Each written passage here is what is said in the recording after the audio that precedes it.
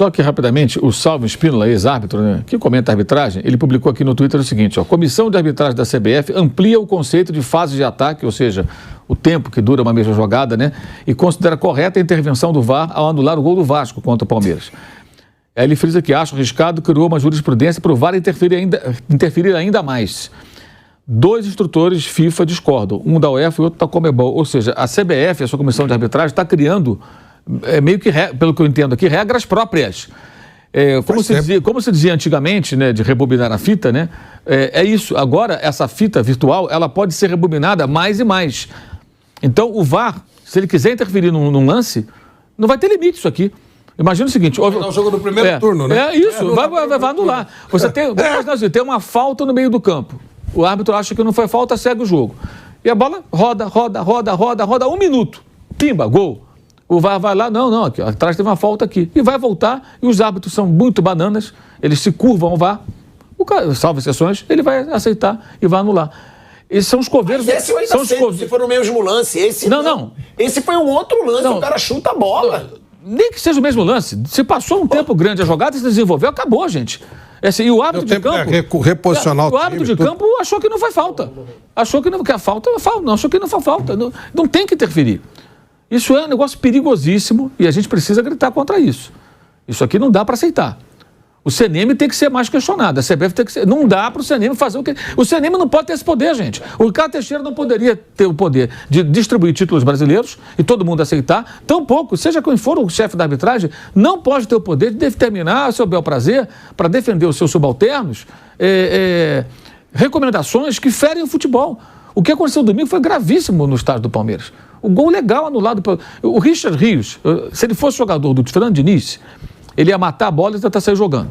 E se não fizesse isso, ia tomar uma bronca. Como ele joga no time do Abel Ferreira, que tem uma outra forma de se comportar, tipo, estou correndo perigo, afasto perigo, um abraço. Não quero ninguém fazendo graça aqui. Parece mais ou menos essa a recomendação. Não estou aqui nem criticando, nem elogiando. São formas diferentes de jogar e de se defender. Ele estava sozinho na jogada. Ele poderia dominar a bola e sair jogando. Se ele sentisse recursos para isso e quisesse fazê-lo. Mas ali, não, tira a bola da pressão e acabou. Ele poderia, naquela bola que ele rebate, armar um contra-ataque para o Palmeiras. Se a bola, ao invés de ser recuperada pelo Vasco e a finalização e o gol, ela caísse nos pés de um jogador do Palmeiras que acionasse um Rony da vida, ele poderia parar dentro do gol do Vasco. Porque uma nova jogada começa ali. E acho curioso não considerar isso uma nova jogada, porque há uma... É regra. Até no lance, se o jogador chuta e tem um companheiro, ou cruza, um cruzamento, tem um companheiro dele em posição de impedimento. Se o zagueiro... Isso tem uma orientação recente. O zagueiro vai para cortar a bola e erra. Chuta para trás e cai no outro, eles consideram nova jogada. Como é que isso não é nova jogada? Exato. Se num cruzamento que o cara corta errado, já considera uma nova jogada? Sim. E o jogador está absoluto no lance. O jogador que afasta o perigo, ele está sozinho na bola ali. Atrás dele tem 2 jogadores, tem um do Palmeiras e um do Vasco, a uma certa distância. Daria tempo tranquilamente dele dominar, mas ele preferiu afastar o perigo, que eu acho até que é o mais seguro naquele momento. O Palmeiras estava pressionado. Se tentam dominar ali, é uma jogada de risco. Se eu fosse o técnico também, numa jogada dessa, eu prefiro que o cara rebata, organize minha defesa, do que tentar dominar ali.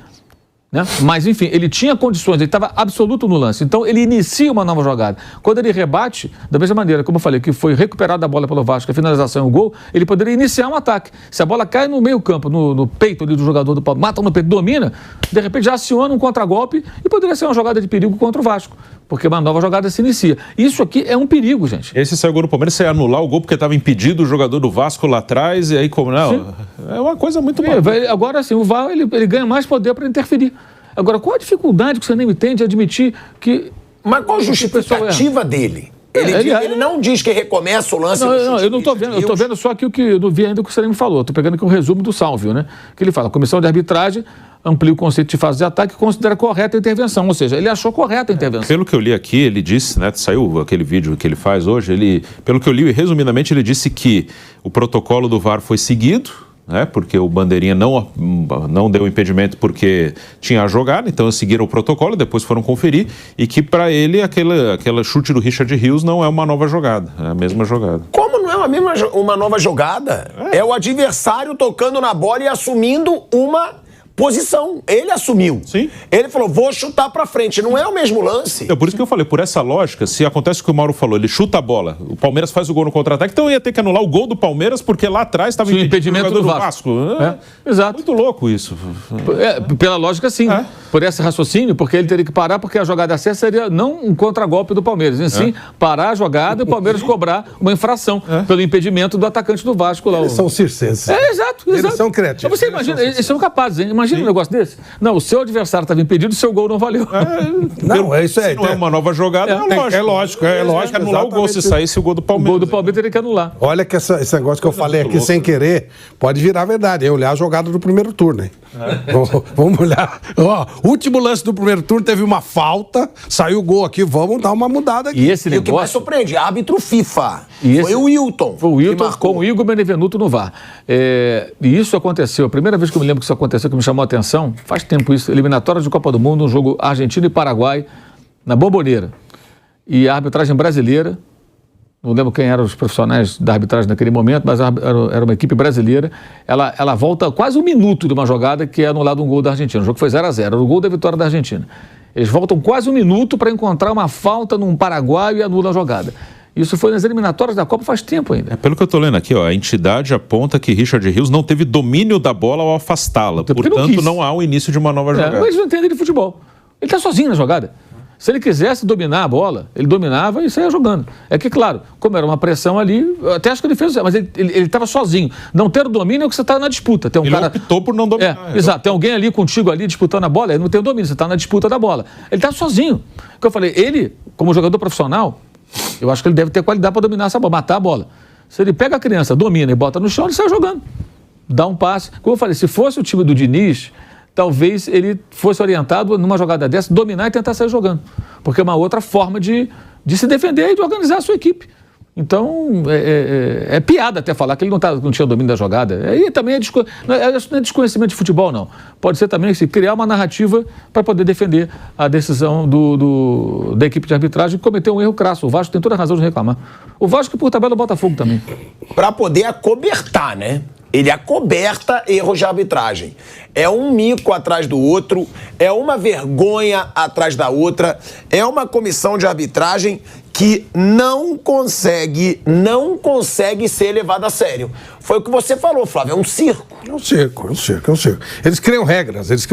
Eu falo isso faz tempo, né? Lembra a história da mão na bola, da bola na mão? Eles criaram regra própria. É uma palhaçada. Agora, aprenderam um pouquinho. Parece que eles estão aprendendo um pouquinho mais que tem que ter intenção, aprendendo um pouquinho. Devagarzinho eles vão aprendendo. Os instrutores são fracos, né? Esse é o problema. Já começa por ali. Essa palhaçada toda começou quando eles trouxeram aquele árbitro uruguaio que tinha ido bem na Copa. Larrionda. O Larrionda fez uma maçaroca. Eu não tinha entendido nada. Não sei o que aconteceu com o Larrionda, não sei se ele não estava normal, estava doente. Eu sei que ele fez uma maçaroca, ele fez uma confusão com a história do lance. O lance do levantar o braço ou não tem nada de mais, uma coisa simples. Se houver intenção, a regra é básica, se houver intenção é pênalti, se não houver, não há. Aí eles colocam dentro, só presta atenção se o cara não levanta a mão na malandragemzinha, só por malandragem, porque às vezes o cara faz, dá uma malandragem e dá uma levantada. Só, mais nada.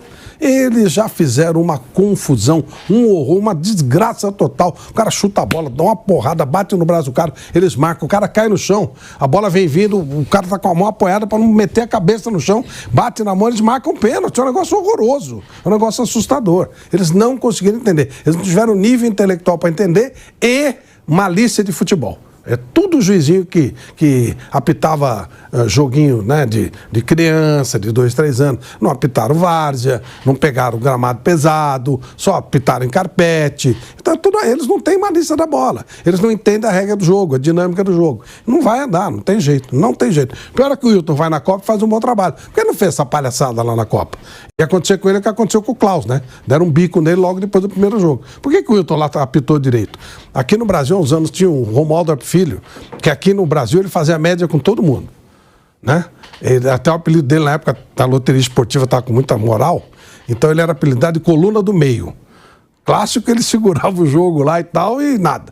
Quando chegava no exterior, jogos da Libertadores, ele era respeitadíssimo. Era um cara que todo mundo queria, porque ele se impunha. Apitou final de Copa. Exatamente. Aliás, acho que foi o primeiro, né? O Arnaldo César Coelho apitou em 82, ele apitou em 85. Primeiro Arnaldo. Então, mas, pô, respeitado ao extremo, né? Era um cara de malandragem da bola. Tem uma histórica situação dele, Pilhado, que ele chega no... Começa o jogo, final, Alemanha e Argentina, isso é real. E ele sai correndo e mete um baita cartão amarelo pro Maradona. E aí, no dia seguinte, os caras falam, pô, por que você fez isso, né? Aí ele pega um quadro atrás do banco do avião dele e mostra a foto. Ele e o Maradona. Ele falou, você acha que eu ia perder a chance de dar um cartão amarelo pro Maradona, o nome da Copa? Eu e ele, só nós dois. E depois eu falei, pode ficar à vontade. Podia fazer o que ele quisesse, que ele não ia ser expulso. E depois o jogador da Argentina começou a encher o saco dele, o Henrique, dando porrada. Ele falou, não vou expulsar o cara que vai estragar a final. Mas na primeira partida de Libertadores, ele expulsou o cara no pontapé inicial. Isso é macetezinho de bola, né? Você tem um pouquinho mais de vivência de futebol. Mas, infelizmente, aí nós só temos esses juizinhos que apitava jogo de criança, jogo de fraldinha, de mamadeira. Aí fica difícil.